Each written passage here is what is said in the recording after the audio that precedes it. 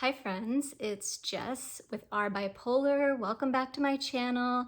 If you're new here, as I said, I'm Jess, and I was diagnosed with bipolar 1 when I was 19 and I was a sophomore in college. So today we're going to talk a little bit about family history and the fact that I really didn't know my family history and I had no idea that I didn't.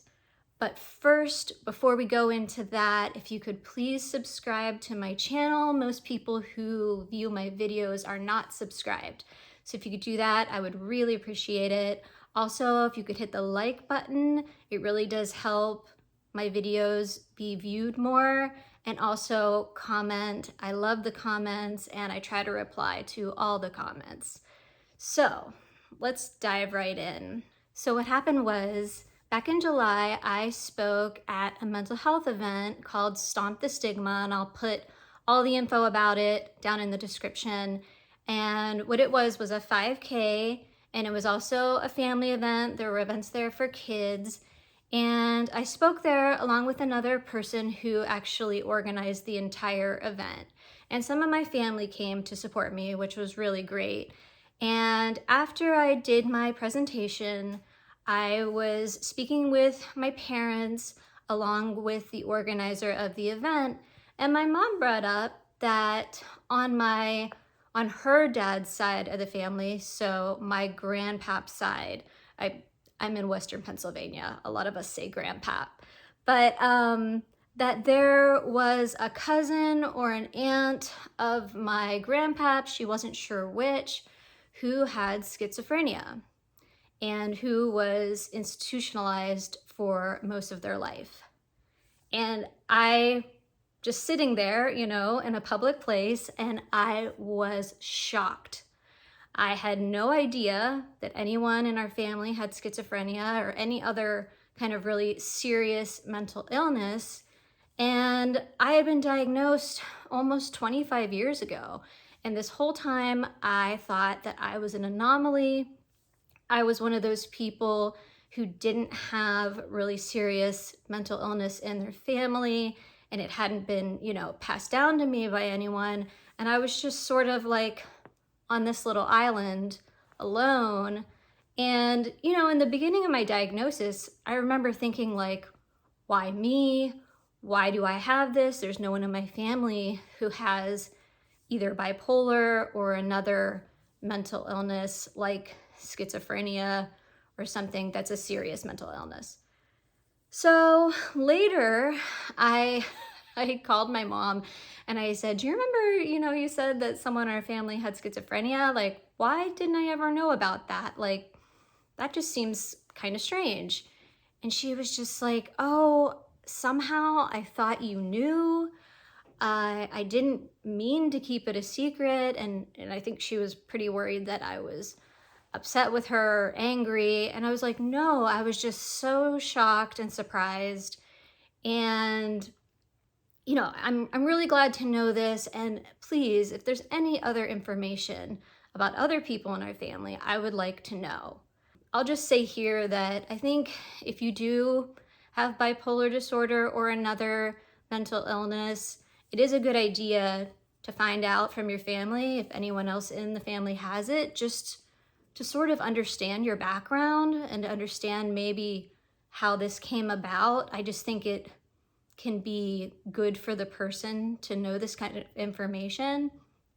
I never asked about it because I thought I was being told everything.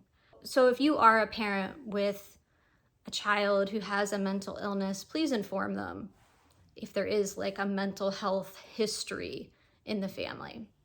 But anyway, moving on. So my mom told me that there was some more history in my family. Now I knew of one cousin also on my mom's father's side who had died by suicide. And this person was fairly young. I had never met this person. It's really sad. I knew other family members that were close to the person. It does indicate that this person could have had a mental illness since they took their own life. But there was also a little more to the story. So apparently another cousin of my grandpap had died by suicide, someone who lived, you know, not around us. My mom had never met this person, and we don't know. Again, we don't know if this person had a mental illness, but there is, you know, there could be an indication that they did, since what happened, and it's so unfortunate. She also shared a little bit more about this either cousin or aunt that she knew had schizophrenia, which when I talked to my psychiatrist, he reminded me, you know, a long time ago when this person was probably diagnosed, there is a good chance that they're not sure that the person had schizophrenia. It could have been bipolar. It could have been a different mental illness, since diagnosing was not as exact back then.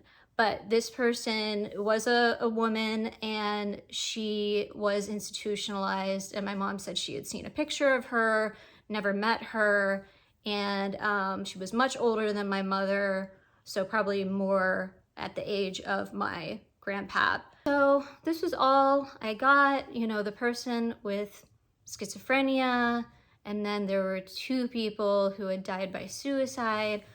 But it was just such a relief to get this information. For me, I felt a comfort and a relief in finding out this information. I mean, I feel horrible for the people who were going through such a rough time, especially, you know, the 2 people who died by suicide, and also, you know, being in an institution back then, it could not have been easy. And I'm sure, you know, that woman didn't live a good life. I can only imagine. But it was a comfort to find out that there is something in the genes. Maybe it's not bipolar, but it is mental illness. It did comfort me, and it just made me feel such a relief to know that I was not alone, that I wasn't somehow singled out of my family and just had this illness and no one else could have even given it to me. I just sort of like was marked almost with a scarlet letter. And, you know, I do have a really good life, and I have a wonderful family, and, you know, I have a lot that I need to be thankful for. But, you know, I still have to live with bipolar every day, and I have to try to live my best life despite that.